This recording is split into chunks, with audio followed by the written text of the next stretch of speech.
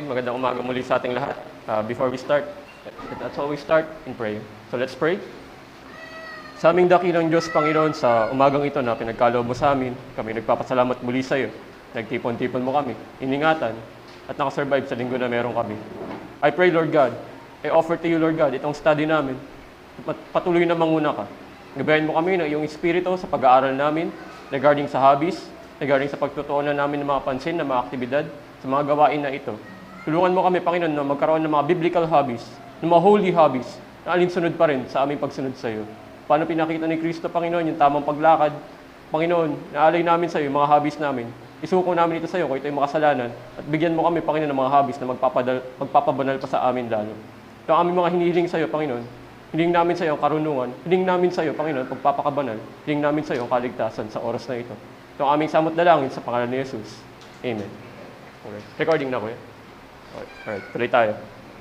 So, introduction muna mga kapatid. Ang study lang naman natin, ang title ng study natin is about hobbies. What about hobbies? So, ano nga ba? So, punta tayo sa introduction. Sa point 1.1, let us first define ano nga ba itong mga hobbies na pag-uusapan natin. Siyempre, pagka sinabi ko kasing hobby or mga ba yung Filipino na hobbies? Sige, hobbies na muna. May maalala kayo. Pagka sinabi mga hobbies or gawain, ayun, mga may mas malalim, hindi ko lang maalala eh. Mga kinahihiligan or kinahumalingang mga gawain. Yun yung term eh. So sa 1.1, dinedefine natin to. Ginagawa natin siya, specifically, leisure time for pleasure or relaxation. At bilang mga Kristiyano, may panawagan sa atin na mag-reflect yung faith at values natin sa ginagawa natin. Kailangan clear tayo ha. Leisure time mga kapatid, hindi ito usapin ng duty or necessity. Kapag yung activity ginagawa mo, na-enjoy mo, pero part ng trabaho mo, hindi mo siya masasabing hobby. Kailangan talaga may clear distinction tayo doon.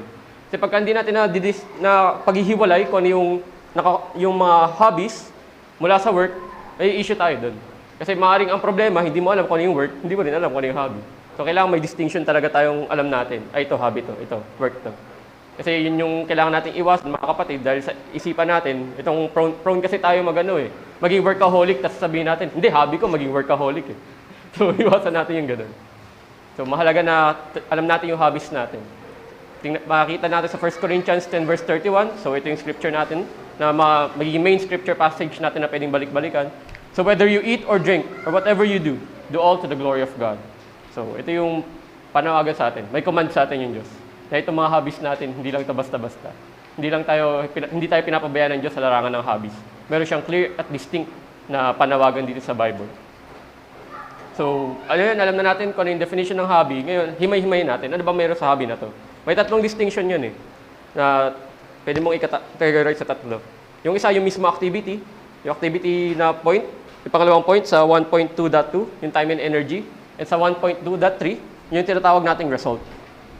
So sa activity, para masabi mong hobby, syempre may gagawin ka. Hindi pwedeng wala kang gagawin. Hindi mo pwedeng sabihin na yung rest or yung pagtulog ay hobby kasi nga wala kang ginagawa. Or technically, you're abstaining from activity. So hindi siya pwedeng sabihin hobby. Part siya ng duty. So kailangan talaga distinct tayo doon mga kapatid. Part siya ng duty, yung mag-rest, magpahinga at matulog. Well, clear yung Bible dyan. Hindi yan optional. Kailangan gawin yan. So sa activities, so dinedefine natin dito, ito yung typically that we find to be relaxing. Typically what we enjoy. Masabi pa rin ba nating hobby kapag hindi natin na-enjoy? Yes, may mga times na hindi mo na-enjoy agad-agad yung hobbies mo. Pero dapat habang ginagawa mo yung hobbies mo, habang tumatagal, na-enjoy mo yun. Para masabi mong hobby siya. Time and energy. May component din to ng time and energy. May investment ka or may iaalay ka, may isasakripisyo ka. Oras at panahon. Maring iba-iba, depende sa hobby. Kasi kung hobby mo nga naman ay mag-skydiving, yung mga matitinding hobby, yung lumangoy sa dagat, yun yung mga, medyo mga trabaho na na hobbies yun. Pero hobbies pa rin kasi nga, may enjoyment doon na paglalaanan mo ng oras at panahon. Tapos resulta, dito tayo mag-iiba-iba ng perception sa hobbies kasi meron talaga mga hobbies na very productive. For example, woodworking. Hobby mo, magpinta. Yung mga arts and crafts, example mo, ganun na hobby mo. Magpinta, maggumawa, magkumpuni. May resulta na kinalalabasan yun. Maring pangit o hindi, basta may resulta, yun na yung part ng pangatlong parte ng isang hobby. Sa iba naman na wala agad direktang resulta tulad ng reading or hiking, syempre ang resulta naman sa hiking, mapapagod ka eh. Or sa reading, mapapagod ka rin. Pero ang nagiging resulta doon, nakakakuha ka ng impormasyon, sa reading, lalo sa reading, nakaka-gain ka ng knowledge. Or na-entertain ka, depende rin naman sa book na binabasa mo. Pero may knowledge pa rin doon eh. Kasi yun yan, mas naiintindihan mo yung book, pwede mo ma-share sa iba yung experience mo regarding sa book. So isa yun sa result ng hobbies. Yung experiencing nature. Syempre sa hiking naman, hindi ka naman nag-hike for the sake lang na tawag dito, para lang mapagod. Hindi ma-experience mo din yung mga benefits ng nature, yung preskong hangin, lalo kung mag-hike ka sa bundok. Pero kung mag-hike ka sa office building, ibang usapan dyan. So, yun. Ingatan din natin yung pagtawag sa mga hobbies natin kung ano talaga sila. So, ito may quote dito kay Abraham Kuyper. Ngayon si Abraham Kuyper, isang Dutch theologian. Tsaka Dutch Prime Minister din siya sa Netherlands. During sa time, isa siya sa mga proponent ng Kuyperian Calvinism. So mamaya, papaliwanag ko pa yun sa ibang point. Pero ito yung sinasabi niya. Whatever man may stand, whatever he may do, to whatever he may apply his hand, in agriculture, in commerce, and in industry, or his mind, in the world of art and science, he is, in whatsoever it may be, constantly standing before the face of God. He is employed in the service of his God. He has strictly to obey his God, and above all, he has to aim at the glory of his God. So, a quote from Abraham Kuyper. So, key point natin dito mga kapatid, based din dun sa quote na sinabi kanina. Understanding what hobbies are will foster wisdom to embracing or rejecting certain hobbies as to which most glorifies God. Kailangan maging clear tayo dyan mga kapatid. Bakit ko dinedefine talaga strictly kung ano yung hobby? Bakit may mga anatomy pa tayo, part by part? Bakit natin gawin lahat yung analysis na yun? Para maintindihan natin na yung hobbies, dapat natin malaman kung ano yun. Dahil kung hindi natin alam kung ano yung hobbies, may hirapan tayo mag-establish kung anong hobbies yung dapat na meron tayo, ano yung dapat na nire-reject natin. Mahalaga din to para sa distinction ng godly hobbies. Godly hobbies sa ungodly hobbies. Sa mga nagde-deal sa atin ng sanctification at nagkukos pa sa atin mag-fall into temptation. Totoo to mga kapatid. Nangyayari talaga to. Na yung hobbies na dapat naging mabuting bagay dahil sa sobrahan sa pagka-enjoyment or na sobrahan sa invest ng time and energy, imbis na maging biyaya, imbis na maging beneficial, imbis na ma-enjoy natin, nagiging cause pa ng addiction. Ganun yung end analysis. Kala na, isang example dito mamaya yung ML. Pag-uusapan natin yan. Examples ng ML at mga kahalintulad nun. So punta naman tayo sa second point. Kung may mga questions naman, after na second point, may i-open ko na agad yung Q&A. So second point regarding Christian liberty and hobbies. Dito rin nakaka-angkla yung isang part ng hobbies eh. Saan ba to sa lakarin natin sa Christian walk natin? Under siya ng Christian liberty. Under siya sa umbrella ng Christian liberty. So let me read yung paragraph 3. They who upon the pretense of Christian liberty do practice any sin or cherish any sinful lust, as they do thereby pervert the main design of the grace of the gospel to their own destruction. So they wholly destroy the end of Christian liberty, which is that being delivered out of the hands of all our enemies, we might serve the Lord without fear, in holiness and righteousness before Him, all the days of our lives. So, clear? Nag-check din ako ng history regarding sa hobbies. Kung ano ba yung naging hobbies ng mga Puritans, ano ba naging hobbies ng mga Reformers. Napansin ko, sa sobrang busy nila sa work nila sa ministry, yung mga kino-consider natin na normal lang ay parang extra effort sa end natin, sa modern times natin. Common dito yung pag-serve sa community. Yung charitable work sa community. Sa iba, dinedefine natin siya as hobby kasi leisure time, wala siyang sense ng duty talaga, optional mo siyang gagawin. Pero sa mga reformers, tsaka sa mga Puritans sa panahon nila, yung charitable works at yung pag-serve sa community, bukod sa naging hobby na nila, kino-consider nila as a duty na kailangan meron bawat Kristiyano.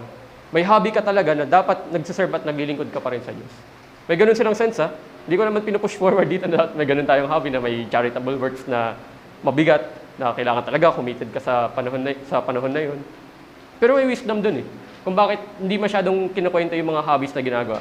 May example naman yung kay Calvin, yung parang early form ng badminton or squash. May mga ganun siyang nilalaro. Sa mga examples ni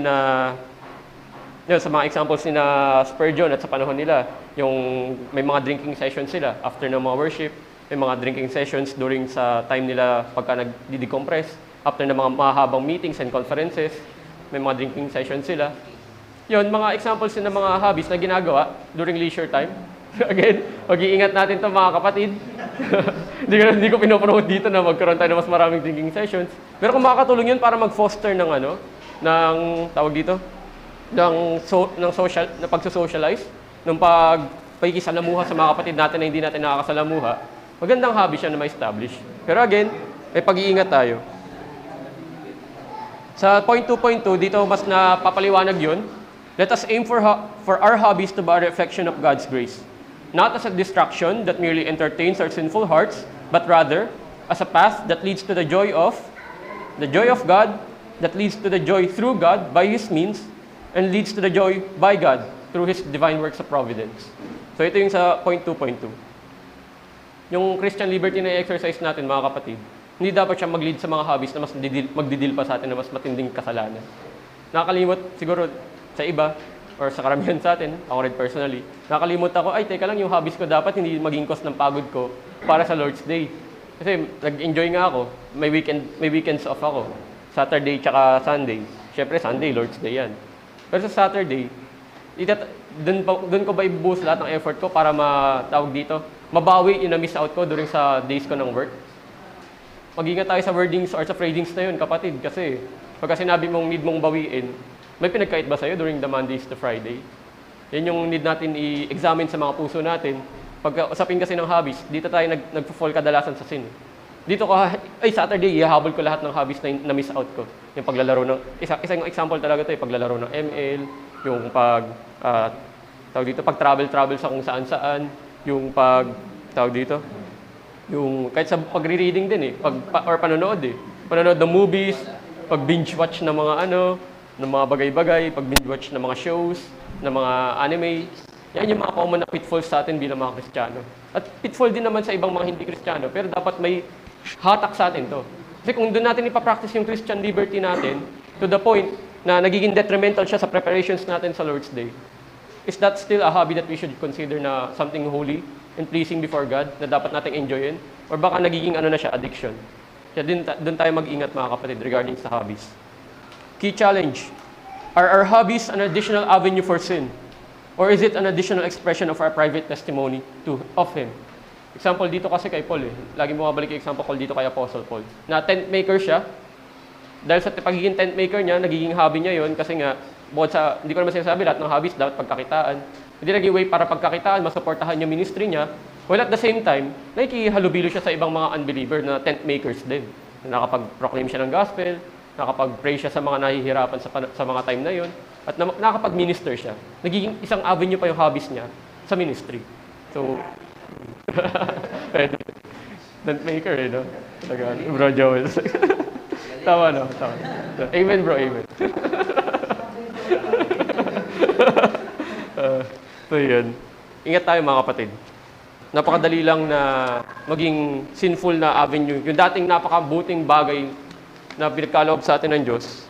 Naalala ko ito sa study din ni Pastor Noel yung regarding sa revivalism. Yung revivalism, magandang analogy. Kasi yung revivalism, kapag may bahid ng tao talaga yung work na yun, hindi siya talaga magiging perfect. Lahat ng mga revivals na ginawa ng Diyos in the past, sa Reformation, sa panahon ni Jonathan Edwards, sa pagre-reform niya sa revivalism, may mga times talaga na kahit anong grasya ng Diyos na ipagkaloob sa atin, dahil tao yung participant doon, imperfect talaga. Yung good thing na sa harap ng Diyos, nagiging imperfect dahil nga nanggagaling sa atin.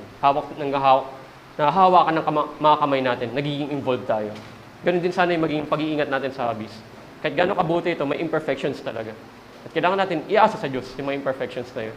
Na kahit imperfect yung pag-establish natin na hobby, pag-enjoy natin sa hobby, ang kumpiyansa pa rin natin, babalik at babalik sa Diyos. So yun lang naman sa point 2. So bago tayo pumunta sa point 3, 4, and 5, regarding time management, stress management, tsaka sa conclusion natin, questions muna, mga kapatid.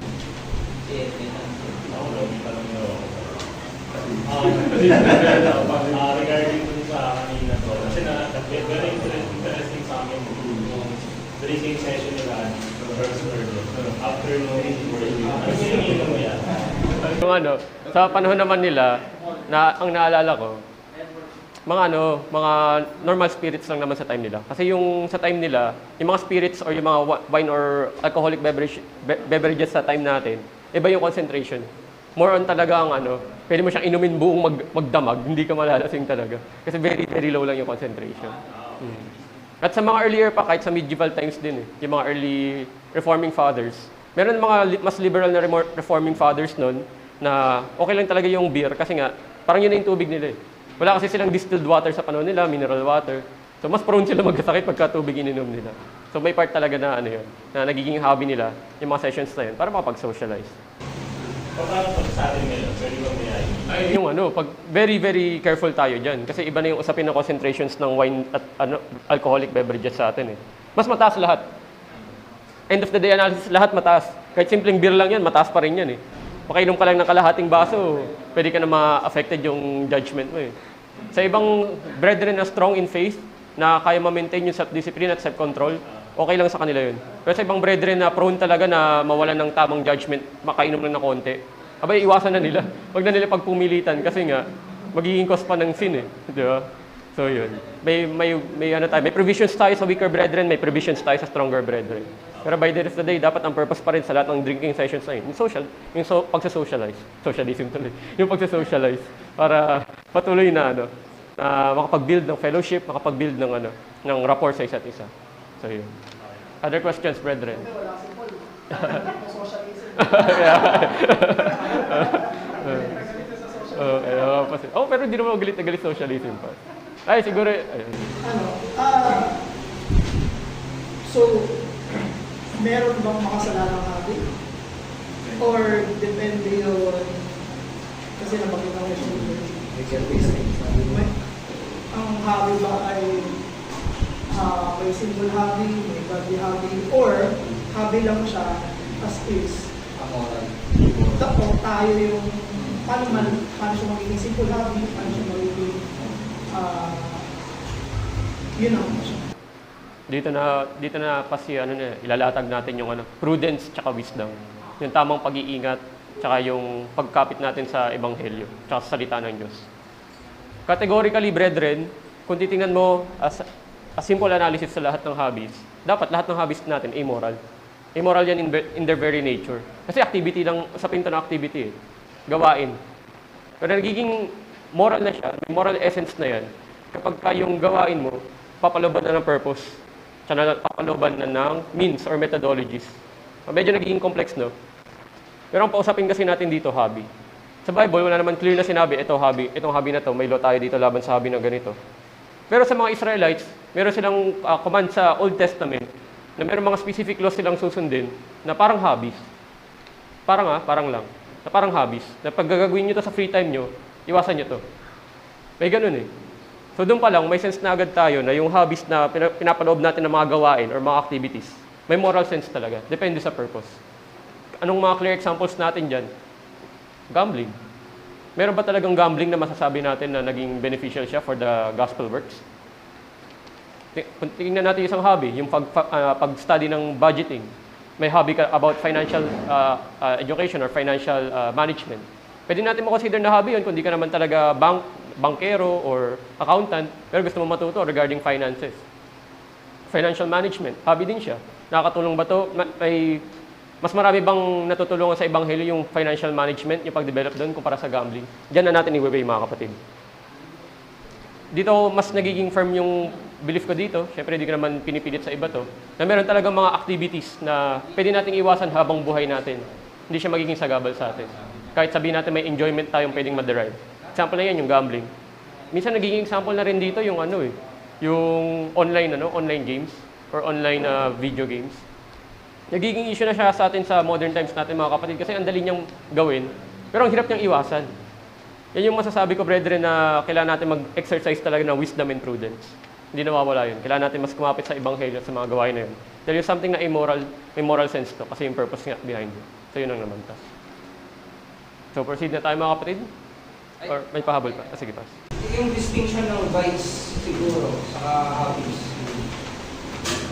Virgin vice. Oo,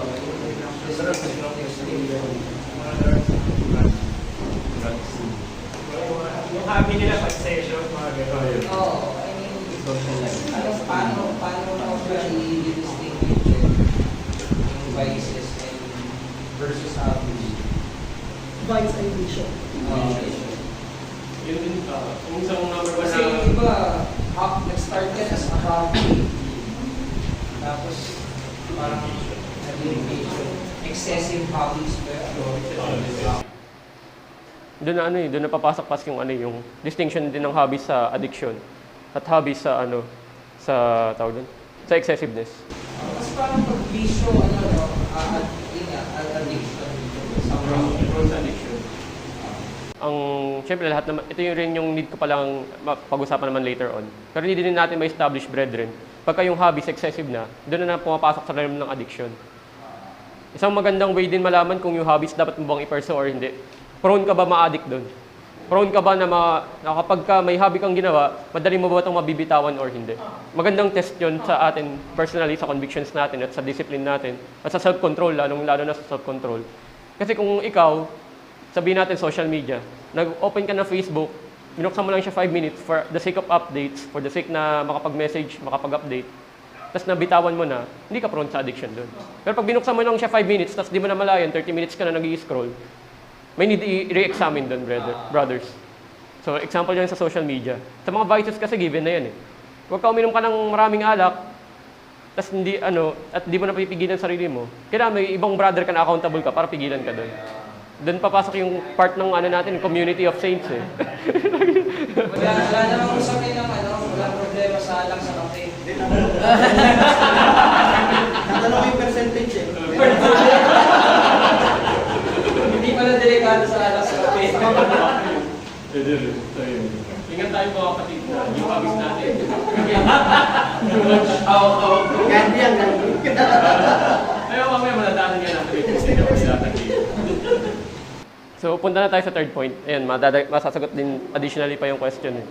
Sa time management with hobbies. Kailangan natin maging aware tayo mga kapatid na ang hobbies may time yan. Hindi mo pwedeng hindi consider yung time kasi pag hindi mo kinonsider yung time, maaksaya mo yung time.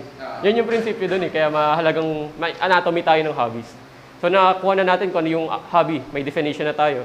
Pero ngayon, pupunta tayo sa breakdown ng time and energy management. Sa oras at sa panahon. Ay, sa kakayahan.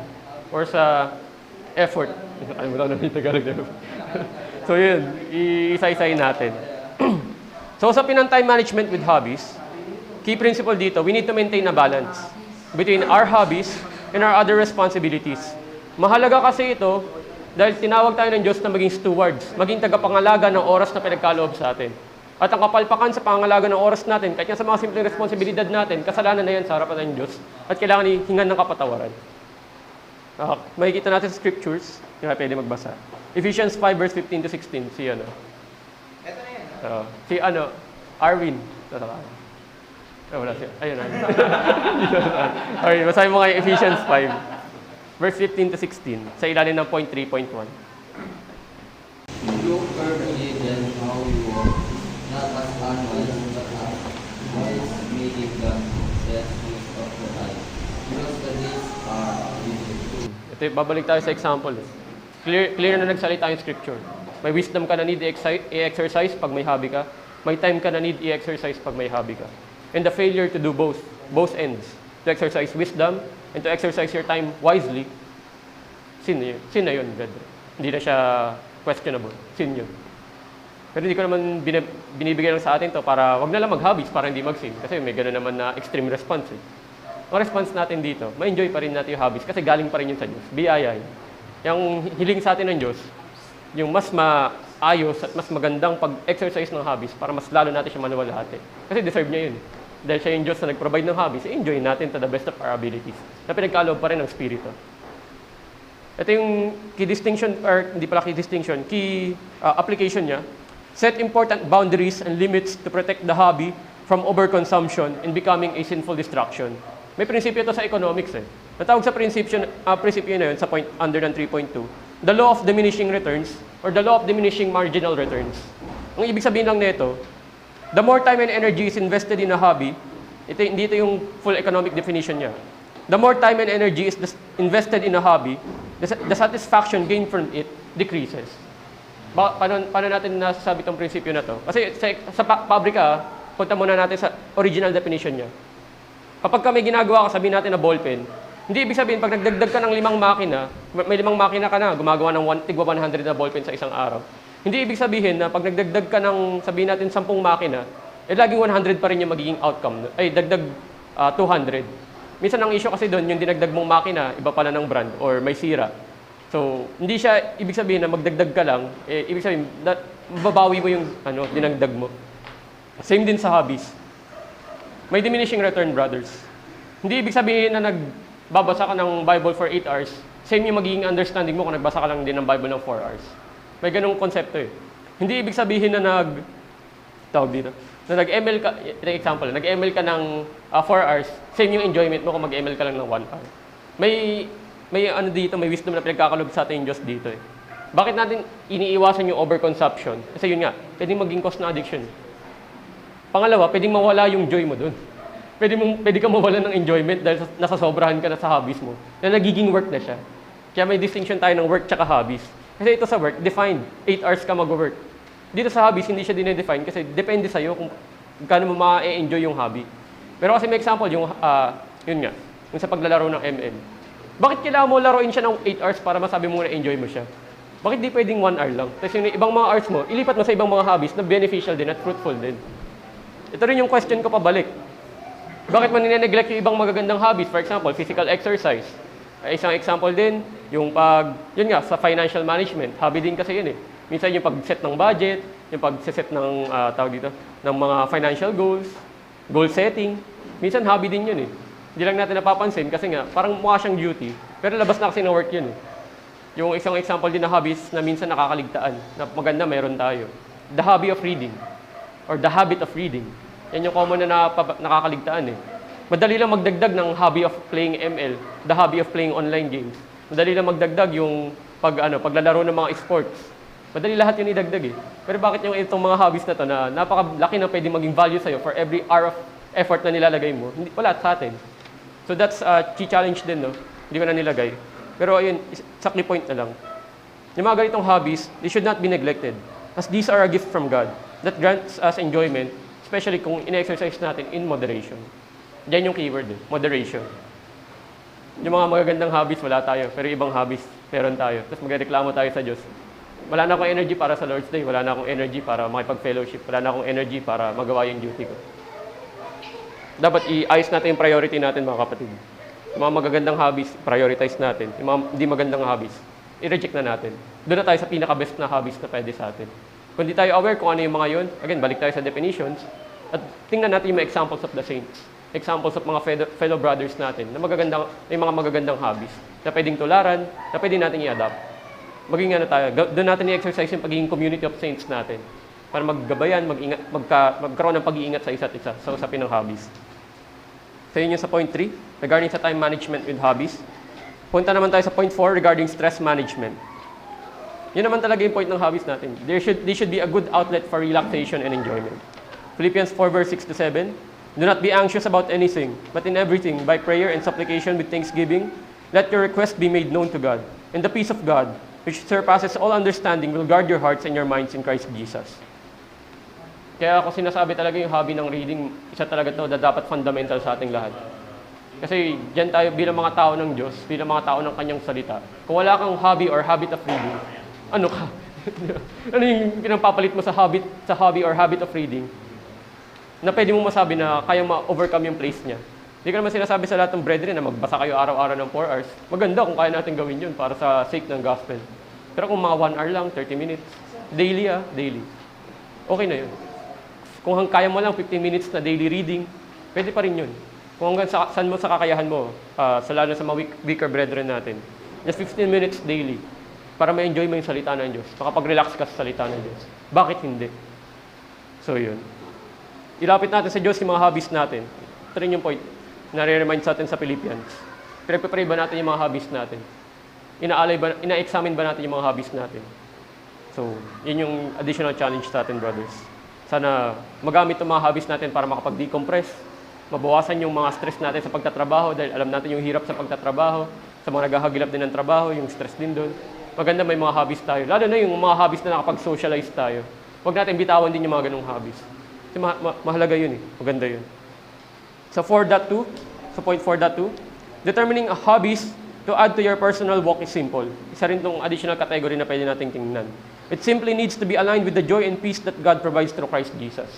Ito yung additional avenue na binibigay sa atin ng Diyos. Ito yung gospel, isa pang gospel blessing na pwede mong ma-enjoy yung mga magagandang hobbies na walang habas. Nang kahit husgahan ka ng mundo, ang boring naman mag-reading ang boring naman ng mga ganyan eh. Magano ka na lang, mag-vice ka na lang. Mas mabilis mo ma-enjoy, pwede ka pang mahumaling. Pero hindi. Kapanawagan sa atin na ebanghelyo, yung mga joy and peace na mula sa Diyos, hindi sa kamay ng tao. Hindi galing sa kamay ng makamundong mundo na to. Sa makasalanang mundo na to. Mga key principles na pwede rin nating tingnan sa 4.2.1 hanggang 3. If the hobby can be done in the light of public accountability, do it. If the hobby requires a budget, exercise prudence in embracing it. If the hobby is easily addictive and causes you to fall into temptation quicker, reject it. The key point here is, hobbies have many benefits. Hence, enjoy it fully for God's glory. Yan naman yung babalik-balikan natin by the end of the day, para sa kaluwalhatian ng Diyos. Kung nagagawa natin yung hobby natin, hindi out of a false arrogance or a false sense of hindi lang pala pride, kundi ignorance hindi out of a false sense of ignorance. Basta ako, inom ako para sa Diyos. Hindi ganun.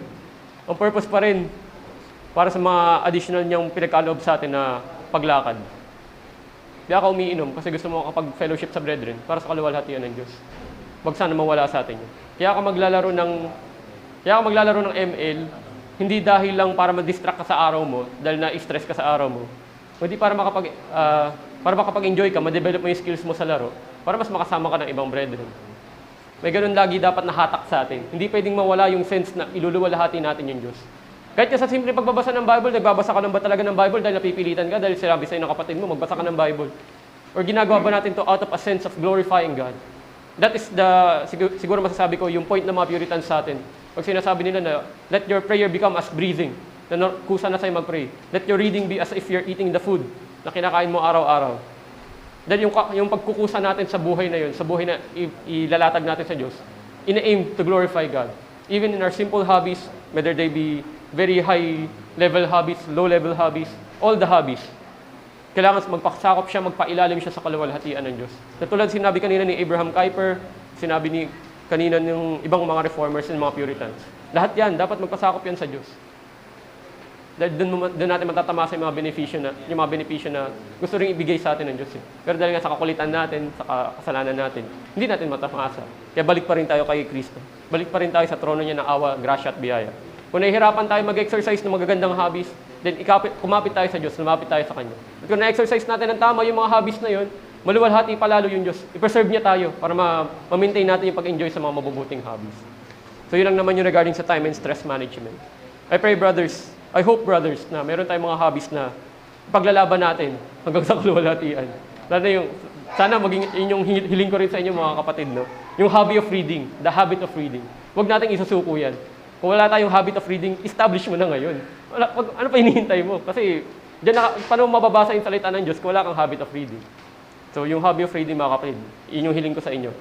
Huwag yung bibitawan yun. Dahil doon natin matatamasa yung salita ng Diyos.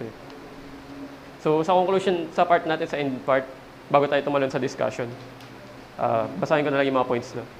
No matter what hobby, whether simple or sophisticated, as it brings us joy and relaxation, let us also aim for it to glorify God by the end of the day. Wag sana mawala yun.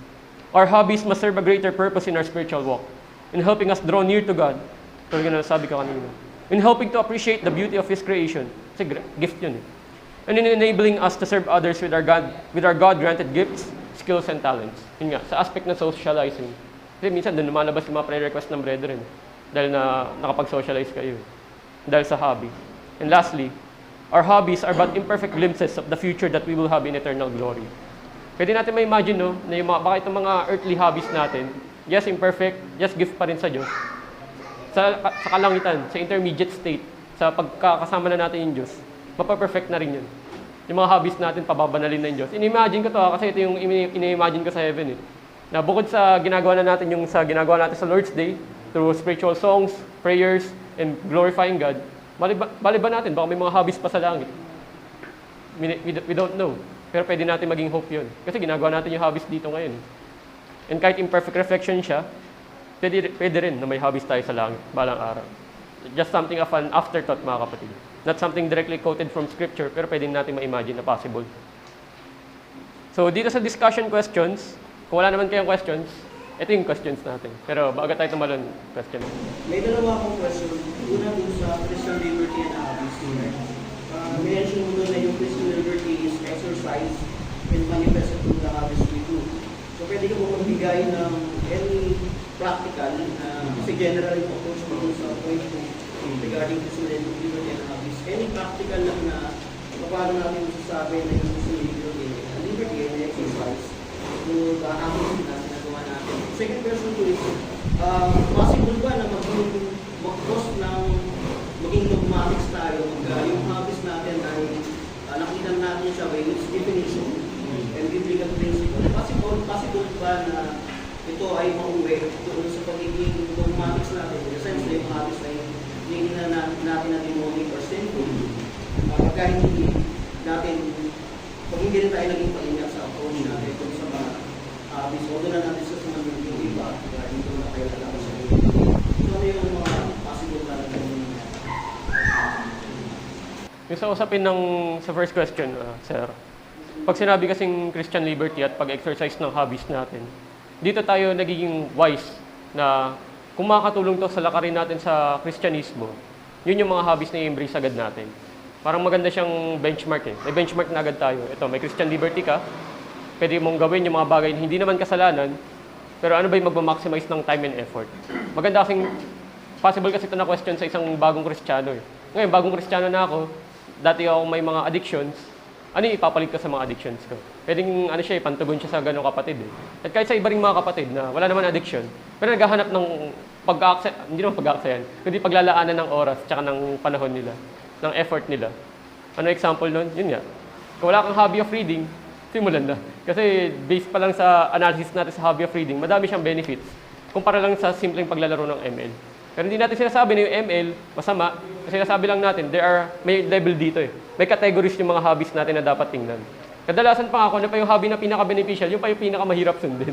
So magandang ano rin siya, sa experience natin bilang mga Kristiyano. May ganun kasi na, sa experience natin, kung ano pa yung maganda talaga, yung pa yung hirap na hirap i-maintain. Kaya dun yung challenge natin bilang mga Kristiyano, na pag-ingatan at protektahan natin yun.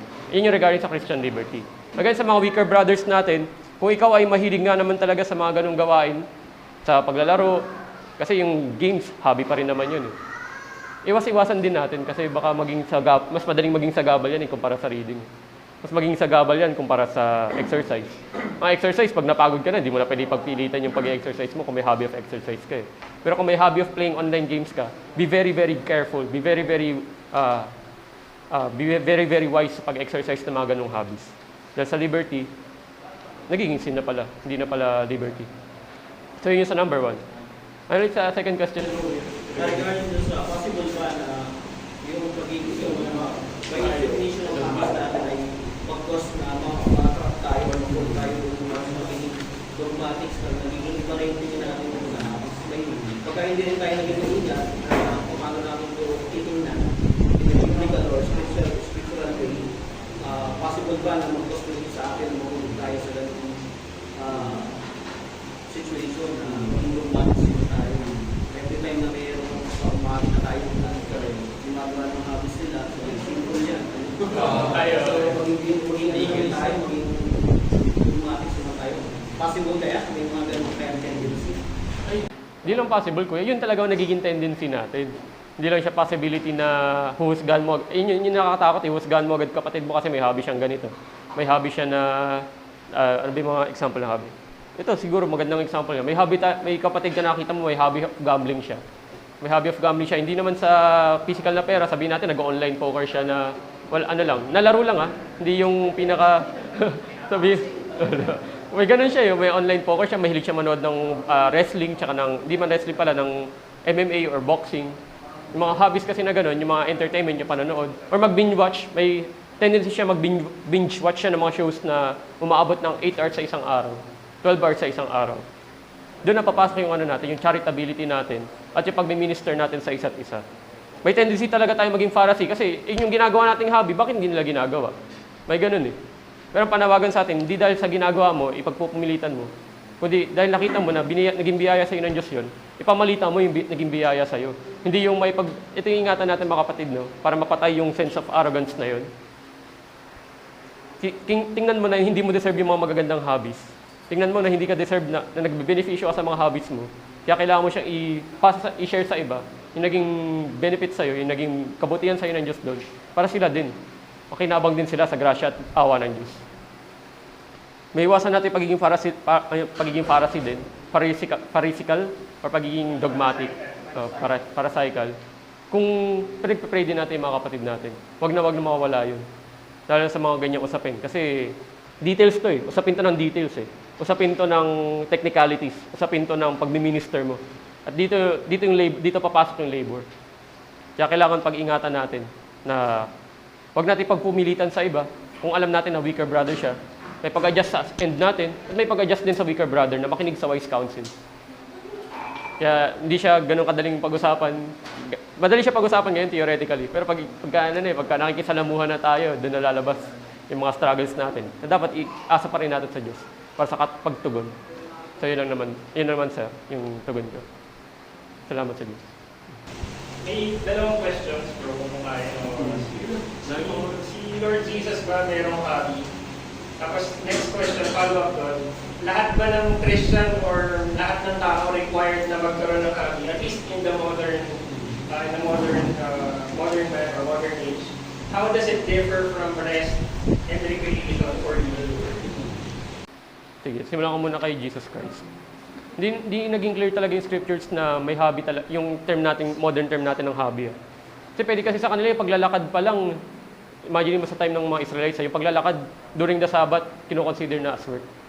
So hindi clear historically or scripturally din kung ano yung mga hobbies ginawa ni Christ. Pero sure naman tayo meron siyang ginawa. Kasi sa time naman din nila, may enjoyment sila at may leisure time sila eh. Hindi na sinabi sa scriptures kasi ang wisdom na nakikita ko dito sa scriptures, kaya hindi na pinaliwanag kasi alam naman na natin eh.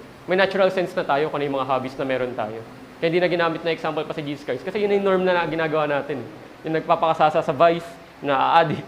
So, ang ginawa ng scripture at sa wisdom din ng Diyos, yun. Hindi na nag-expound pa. Kasi pwede maging dogmatic tayo yung mga kasi di ba meron tayong drawing of lots sa panahon nila. Pwede rin kasi sa mga games nila, may hobby sila na may drawing of lots eh, na meron sa Proverbs. So sa time ni Jesus, malamang may mga hobbies na gano'n na may drawing of lots. Yun, gambling. Early forms of gambling. So walang clear talaga. Sa second point, yung requirement ng hobbies, sa study natin ngayon, may benefit. Pero hindi siya talaga requirement. Wala sa scripture na sinabi, direct na commandment, that you must have a hobby. Do this hobby. Yun nga, isa kanina ko sagot sa kay Jesus Christ. Wala naman siya sinat na example of a hobby na dapat natin gawin. Hindi dapat tayo maging dogmatic doon. Hindi dapat tayo maging pharisaical. Pero kaiba niya sa rest, again, yung rest, wala kang ginagawa. Yun yung point, wala kang ginagawa. Recreation, another term for hobby yun. So yun yung ano. Tsaka leisure. Siguro may proposal lang. Siguro yung sa number 1. Di ba nababasa din natin na pumunta sa RTCCs or mga banquet. I would say, quote-unquote, leisure yung time na yun na inaakusahan si Jesus na sumasama ka sa mga drunkards, or you party with the sinners. Pero may proposal ako sana. Ito, similar siya sa nabanggit mo kanina, how the Puritans were. Although parang medyo malalim or what. But ang proposition or argument is, yung hobbies nila, technically, parang sinabi mo na hindi naman talaga hard. For example, cook. In their time, yung cook talagang nagpo-focus siya doon kasi passion niyang magluto. Na kaya lang tayo nagkakaroon ng hobby ngayon in the modern age kasi nga, compartmentalized na 8 hours yung work. Tapos minsan, we have work, may mga jobs tayo na kahit ito yung inaral natin sa school, pero dahil ito lang yung available, papasukan natin. And then parang bilang mapasok, deserve ko to kasi nag-work ako ng 5 days, 40 hours a week, 48 hours a week, kailangan may rest ako kung nagtulong. Pero parang nakikita ko dito is, may challenge for us na as an antidote dun sa mga extremes ng hobbies is that yung sinabi mo kanina sa Ephesians 5 na redeem the time for the days are evil. And sinasabi rin sa scripture rin na Lord teach us to number our days so that we would walk in ways of wisdom. Kasi nga, this time that we have, which is limited, very limited, binigay ni God. And ang ganda lang na nung mga sinabi mo kanina na hindi lang looking after to glorify God and get rest, but also looking after na paano ko ba masasamahan yung kapatiran ko na we will enjoy things together. Ayun lang. Salamat. Salamat sa Diyos dun. Any questions pa? Sige pa. Kaya ko patingat lang dun sa word na happy yung sugal. Kasi may interpretation natin na baka naisipin may happy talaga magsugal kasi hindi yung gamitan. Kasi yung dalawa, yung una, yung nabanggit mo ng domination, sobrang ganda lang nakaisip ako ako nga, parang sa pag-evaluate natin ang hobbies natin, hindi ibig sabihin na mas matagal, mas reflection, saka mas beneficial. Kasi yun yung sinabi mo, difference ng addiction sa recreation. Kasi akala namin kung mas matagal yung ginawa yung hobby ko, mas beneficial sa akin, which is hindi ko. Mas pag nag-control siya ng mas maraming oras, which save siya, mas kasi yung isang yung sa legalistic sa makikita ko problem kasi yung pag magkakaiba kayo ng hobby, madali natin katulad yung hobby ng iba. Kasi di tayo pare-pareho ng nai-enjoy. Ay, nagkaganchilyo ka. Oo. For example, mas matatanda sa atin, ito yung hobby nila, sa mas bata. Tayo naman, iba yung hobby natin sa mas maliit na ba? Yung lalaki, babae, iba ng hobby. So, maganda doon, although may sense talaga ng accountability, makikita namin yung borderline lang, pero may sense din na hindi po, hindi nahabi yung hobby ko, mali na siya. Kasi pwede nga na, mag-isip natin, hobby ko lang ang tama. Hobby nila lahat, mali. So, may sense din sabi ni Jesus sa Matthew 7 na take out the love of your own eye before you take out the speck in others' eyes. Pwede tama, pero pwede rin na, pero kasi ang inisip natin tayo ang choose. Yung iba, mali ka lang. So, maganda lang na hindi kami legalistic dun sa part na rin. Yung sa regarding sa hobbies ng iba. Maganda rin na since may Christian liberty tayo, may participate tayo sa hobby din ng iba para magkaroon ng better understanding din. Kaya ba itong sinasabi nating mali? Kasi minsan din tayo nagkukulang. Kulang tayo na understanding na yung hobby pala ng kapatid natin, very beneficial pala sa kanya. Doon niya natatamasa yung grace ng Diyos. Tapos tayo, tinatawag nating mali. Yung bagay na tinatamasa niya, na grace ng Diyos sa kanya. So, yun yung way din na nakikita ko para maiwasan yung pag-legalistic. So, yun. Meron kasi tayong mga hobbies na tayo naman talaga personal nakakaalam na hindi ko alam kung anong hobby. So meron ng mga hobbies na talaga nakikita natin na parang nagkakasunod tayo, ginagawa natin. Pero meron tayong mga personal na sa atin na tayo na napisip. Kaya mahirap talaga distinguish na yung hobbies mo ay i-matay mo sa iba. I think, yun lang din. Na hindi pare-pareho eh. Pare-pareho kayo.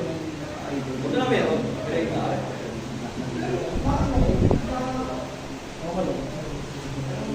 Yung isang, nabanggit ko na pero ano, yung isang question, ano benefit ng hobby sa Kristo? Yung isang, may natutulong ba yung hobbies sa faith ko? Tapos yung isang hindi ko tanong. Kasi meron talaga mga, although neutral kasi yung hobby, inirap isa. Pero walang hobby na, kumbaga, kaya ako tinanong kayo na, kasi meron talaga mga hobby na mag-limit kayo sa sin. Meron talaga eh. Kunyari, kunyari, ang hobby ay manood. May mga palabas, mag-limit sa sin. May mga palabas na lesser. So, may gano'n ko yan, papanoorin mo sila palagi ng showtime. Ano yun? Sabihin ko ba yun na okay lang yun? Panoorin ko siya ng mga 16 plus, 18 plus ng mga movies. Okay yun? So, may distinction pa rin eh. Kahit nasabihin natin na amoral yung hobby. Pero depende sa hobby. May spectrum pa rin siya. Hindi siya pare-pareho. May mga hobby na virtuous. Sabihan sa panonood. May mga movies na virtuous. May mga movies na hindi. So, wait lang yung isa kong naalala. Kung hindi siya pare-pareho din na okay. Kaya malaki ko sa pinsa eh. Pero yung isa, yung na ano maging benefit, generally speaking, ng hobby sa Christian. Isang na nakikita ko pas, naalala ko tuloy yung sa Institutes ni Calvin, yung regarding creation. Mas nakakatulong siya sa atin indirectly, or minsan directly, makita yung beauty of creation ng Diyos, na ma-appreciate pa natin lalo. Kasi sa faithfulness kasi natin, parang masyado tayo nagiging dreary, yung sense eh. So pagka sinabing Christian, may misconception na pagka-Christian, laging nagsasuffer, laging depressed dapat. Pero hindi eh. We are called to eternal joy, to everlasting satisfaction sa Diyos. So bakit lumalabas na nagiging very depressed lagi or very dreary? Ang point doon, kapag may hobbies ka kasi, lalo na yung mga hobbies mo, mga natural arts, yung pagpipinta, yung pag-develop, arts and crafts, doon mo rin nakikita yung beauty of creation. At kahit din naman sa pagbabasa ng libro, magbasa ka ba naman ng inspiring na literature, na magandang literature, hindi ka ba naman ma-inspire? Hindi ka ba naman ma-inspire din na magkaroon ng bagong perspective sa buhay, na beneficial. Nakikita ko talaga very beneficial sa faith. At di dapat maliitin yung benefit na yun.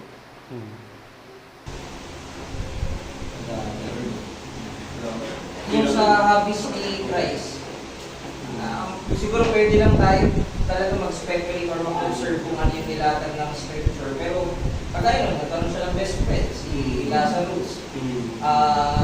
Most likely may mga ginagawa sila. Saka during that time, ang libangan ng ibang mga tao, nakikinig sa mga nagtuturo sa mga marketplace. Pwedeng ganun din yung ginagawa ng Panginoong Jesus. May mga nagdi-discussion doon, nakikinig siya. Pwedeng hobbies yun. Yung pangingisda, naalala niyo nung may nakalatag na isda, yung mga disipulo, pwedeng kaya ng Panginoong Jesus yun. Ganun din. Yung iba yung nagsusulat siya sa lupa, pwedeng nagdo-drawing din ng Panginoong Jesus. Meron din part na masaya siya na pinupuntahan siya ng mga bata. Kaya napaisip ako bilang tatay, pwede palang maging hobbies din natin. We know na duty natin siya. Nagkakaroon ng distinction kanina ng duties and hobbies, pero pwede rin natin maging kasiyahan na activity. Purposeful yun. Yung result nun, na nagbibigay ka at naglalaan ka ng oras sa mga anak ko. Parang, may time ako na ganito, pero bibigyan ko ng time pa yung anak ko. Extra time pa sa family ko, etc. Kaya maganda yung sinasabi kanina na siguro ang problem natin ngayon, napakaraming hobbies, pero hindi pinag-iisipan yung result. Purposeful ba o self-serving lang yung hobbies natin? Kasi doon nagkakaroon ng problema. If self-serving, how would you say that it is for the glory of God? Kasi yun yung panimula ko eh. Whether you eat or drink, do it for the glory of God. Siguro mayroong parte dito na kailangan mong makita yung Diyos sa lahat ng mga bagay na ginagawa ko, intentionally para sa ikabubuti rin ng kaluluwa ko. Kung mayroong self-serving, dahil ginawa ka ng Diyos na mabuti, papasalamat pa rin ako sa Kanya na nagiging kasiyahan ko siya. Family, joy mo yun, bigay yun ng Diyos. It's for you to also enjoy. Siguro sa mga nagiging problem, though hindi natin, kapag hindi kasi naging watchful, pwedeng nahanap ako ng kasiyahan sa ibang mga tao when I have the duty sa sarili kong pamilya. Again, hindi masama, pero ano yung purpose? Ano yung magiging resulta? Kaya maganda yung pinunto mo kanina eh. Yung hobby, may activity, oo, may time and may energy, given yun eh. Pero ang madalas na ginagawa natin, hindi natin pinag-iisipan para saan yun. anong magiging benefit din nun. Or basta ginagawa natin kasi masaya lang tayo. Pero kahit na hindi na tayo nag-gain, wala, ginagawa lang natin. So, hindi natin nababantayan kasi hindi tayo watchful dun sa result or purpose. Parang hindi nagiging purposeful dun sa hobby. Yung ano pala, sabi mo kasi kanina bro Joel yung regarding sa parang framework or parang methodology or may something, may frame of mind, pwede rin masabi. Parang position. Kung si Jesus Christ kasi, kung naging tagapagturo siya, hindi naman siya magiging magaling na tagapagturo kung wala siyang hobby of reading, wala siyang hobby of listening, wala siyang hobby of interactions with others. So, may wisdom din na hindi na binanggit ng scriptures kasi masyado tayo magiging hindi magiging maingat in a sense na, hindi, gawin ko na lang kung ano yung nakasulat. Pero syempre, yung wisdom din, na hindi na nakalagay lahat sa scriptures. Dahil nga, yung limitations din ng tao, bilang tao din, nahirapan din tayo maunawaan lahat yun. Tsaka hindi naman nilagay doon yung 24 hours life cycle ni Jesus Christ eh. Yun din yung maging point natin sa scriptures. Hindi siya 24 hours na kaya natin i-pattern yung buhay agad natin sa ganun. Yung example ni Christ, yes. Pero yung up to the minute details ng bawat segundo ng buhay mo, medyo pag-iingat din. Huwag maging ganun ka sobrang tawag dito, detailed. May pag-iingat din. Bro, clarification, hindi ko tinanong yung question about Jesus Christ hobby. But it's more para lang sabihin na hindi siya nag-rest or hindi siya wala siyang hobby. Yun nga yung sinasabi ni Pastor early sa scripture na nabasa natin. At least may example tayo na he spent time with the sinners. Nung una niyang miracle, pumunta sila ng wedding, invite niya yung disciples. But ang pinapoint ko doon is we see Christ Jesus' life, all of his life, we know because he did not sin. Sabi sa Bible, he was tempted in every way, yet he did not sin. Probably he was also tempted in addictions or too much relying on the leisures of life.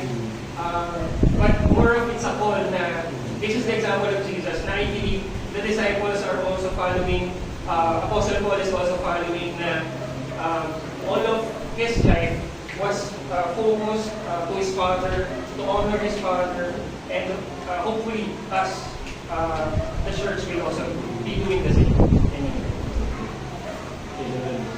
Amen.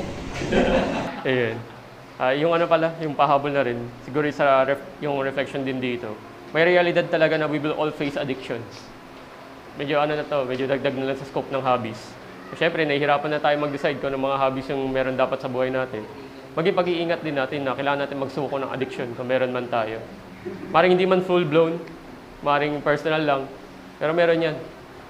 Totoo yan, nakasabi talaga sa mga epistles ni Paul na yung ginagawa ng Corinthian Church na ibig na gawin yung duties ng Diyos na humaling sa immorality. Nawa mga kapatid, meron talaga mga immoralities na tayong lalabanan, na magabayan tayo ng Diyos. Mag-iingat tayo sa isa't isa. Para kung may kapatid na nag-struggle sa isang addiction, wag agad pang husga, kundi pag-minister sa kanya. Sana yun yung una natin gawin. So yun lang naman mga kapatid. Wala nang questions. Ito mga discussion questions, pwede sa bahay nyo na gawing additional sa fellowship. Pwede. Yun, sakto. Maganda dito yung... Titigan daw yung asawa. Yun, pwede. Appreciating the beauty of creation, di ba? Habis yun. Appreciating the beauty of creation, sir. So yun na naman mga kapatid. Salamat sa Diyos. Let us close in prayer. Let's pray. Sa aming dakilang Diyos, Panginoon, salamat. At muli, napag-aral kami ng iyong salita. Napag-aral kami na matutunan namin kung ano yung mga hobbies. Sa modern world, Panginoon, na meron kami. Ang dami, Panginoon, daming hobbies na pwede namin gawin. Dami namin pwedeng hobbies na hindi na ipaalam sa ibang mga kapatiran. Dami namin pwedeng gawin na laban sa kalooban mo at sabihin pa rin namin, ginagawa pa rin namin sa kalawalhatian mo. Tulungan mo kami, Panginoon, na basagin namin yung mga idolo sa mga puso namin kung yung idolo namin ay hobbies na mali. Tulungan mo kami, Panginoon, kung may mga addiction kaming kinakaharap. Huwag kami magsulo. Huwag kami magmatigas. Hindi isuko namin ito sa iyo. At maging kaisa ng iglesia sa paglaban sa mga addiction namin. Gamitin mo kami, Panginoon. Magministeryo ka sa amin na sa mga natutunan namin, tumatak ito at maging biyaya ito sa ibang mga kapatiran. At maging biyaya sa amin na ma-apply namin kung ano nga ba talaga yung mga holy hobbies yung mga righteous hobbies na dapat meron kami. Dahil alam namin, Panginoon, na iligtas mo kami, hindi para magkasala pa lalo, kundi mas lalo kang maluwalhati, kundi mas lalong lumakad sa kabanalan, sa katuwiran, at sa pagmamahal pa sa iyo, Panginoon.